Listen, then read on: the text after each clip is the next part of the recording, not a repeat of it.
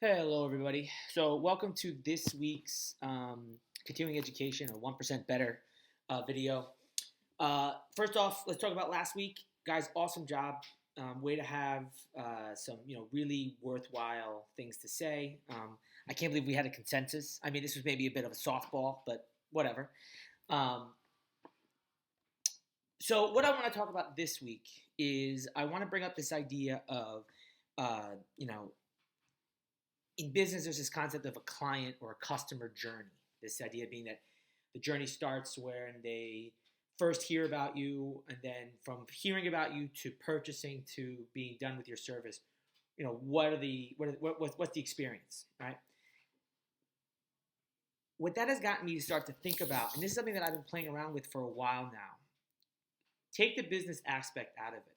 This idea of a journey that someone goes through, I think it's actually really useful for us to start thinking about. I want to specifically talk about Gen Pop. And with Gen Pop, what I really mean is just non-athletes. I don't know if this fits as neatly with an athlete. It may, but at least for this conversation, let's keep it with Gen Pop, and maybe we continue the conversation next week when we bring it specifically to athletes. So what is this idea of a journey? Well, imagine somebody, regardless of age, first decides they want to start taking their fitness more seriously.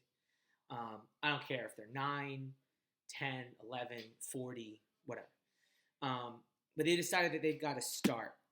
All right. I'm going to make an argument that there is actually a fairly logical blueprint that someone should follow in order to get to a certain fitness level where the goal at that point is to maintain. So I think there's a couple things we have to kind of start off agreeing with before we can really get into it. I think first off, we have to agree that the starting point does matter in so much that while I don't necessarily care if they're 9 or 40, the starting is going to feel different for both. 40-year-old, we're going to do a lot of adjustments to make sure that they move well. With a 9-year-old, probably not, or a 10-year-old or a 13-year-old, whatever, probably not so much.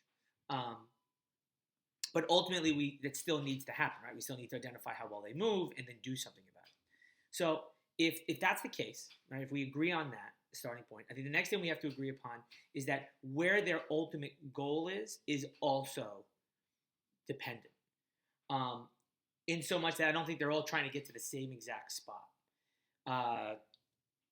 So I'll give you an example. One person's goal may be simply to just be able to be healthy and have to do the minimum amount of exercise necessary to be healthy. Someone else's goal may be to be considered elitely fit, right? They can do any workout, anything, and they can compete and whatever.